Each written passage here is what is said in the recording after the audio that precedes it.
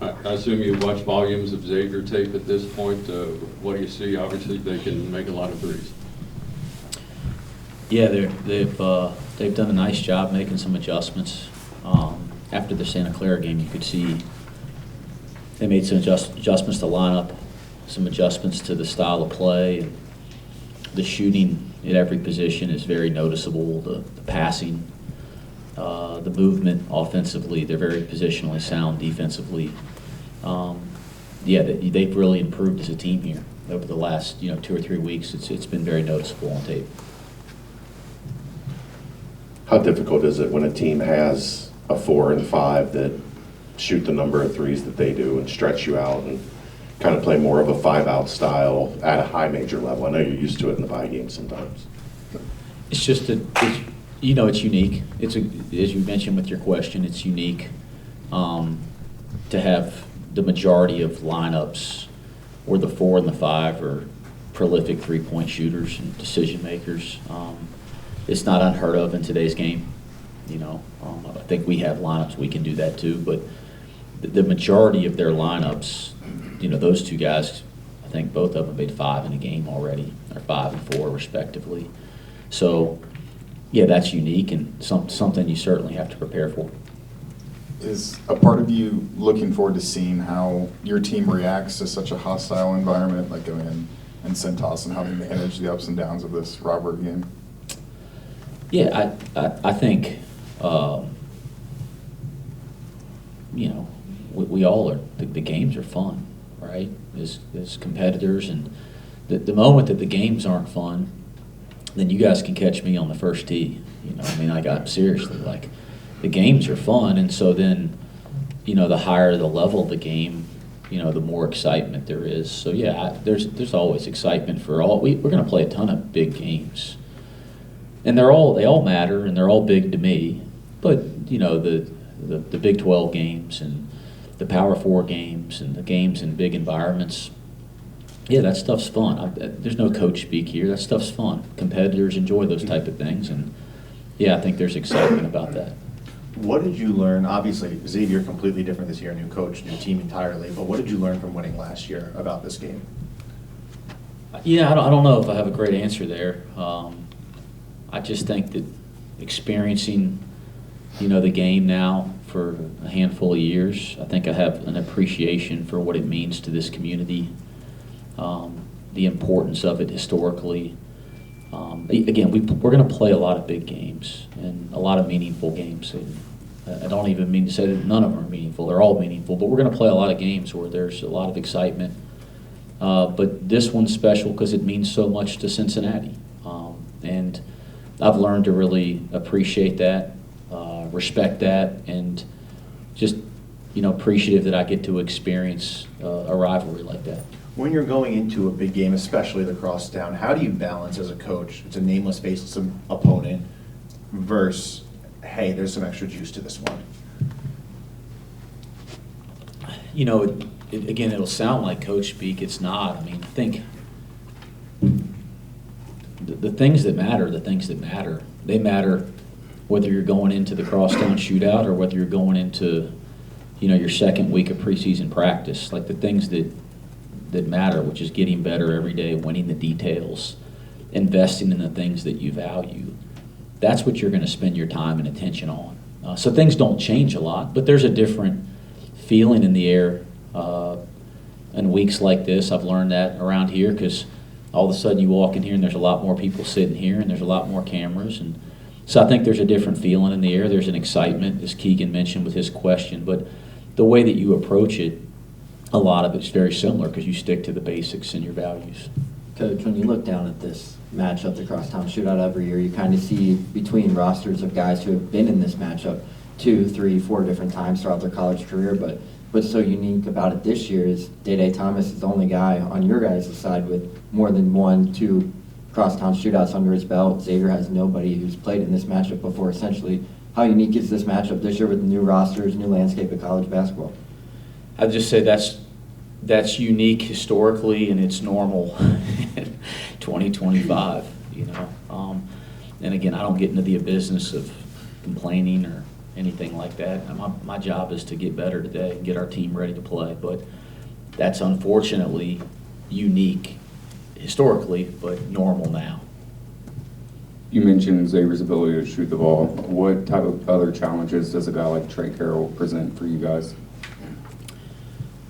Yeah, well, he's one of those guys that shoots it, so I think that's very clear.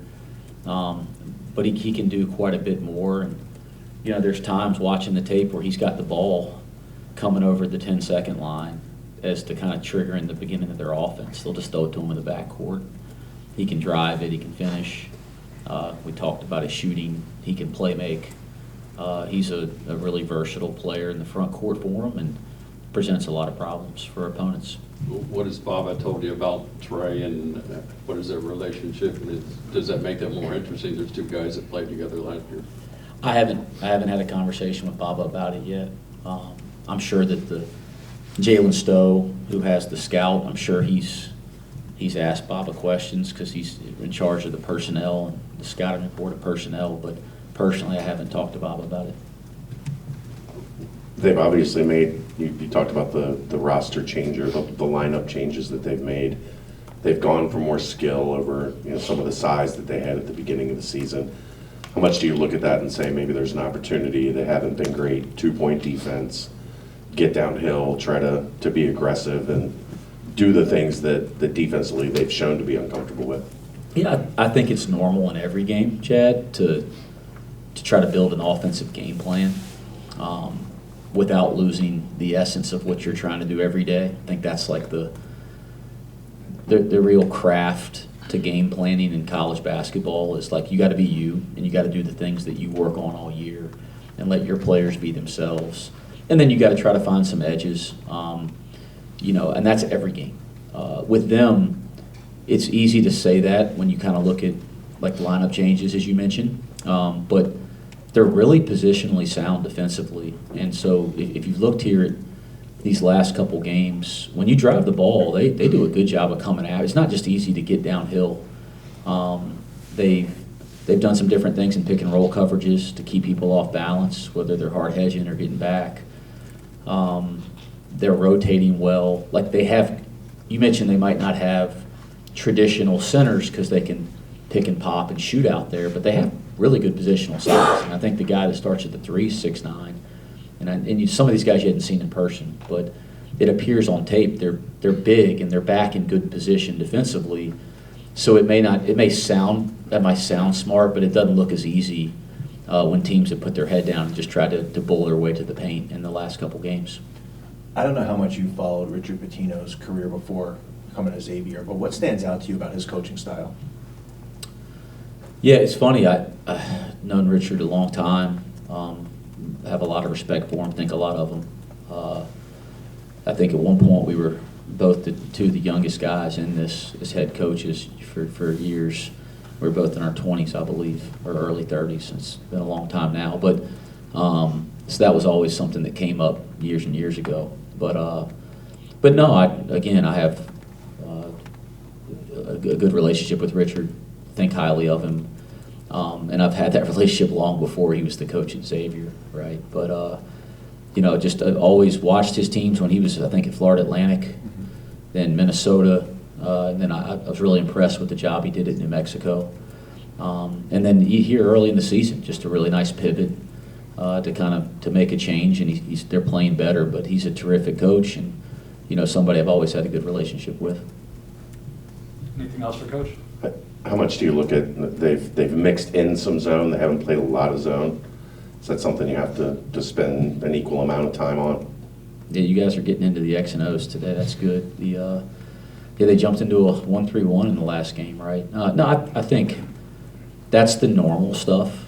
You're trying to prepare your team for every game with things like that. So it's normal. I think around college basketball, you hear this from colleagues.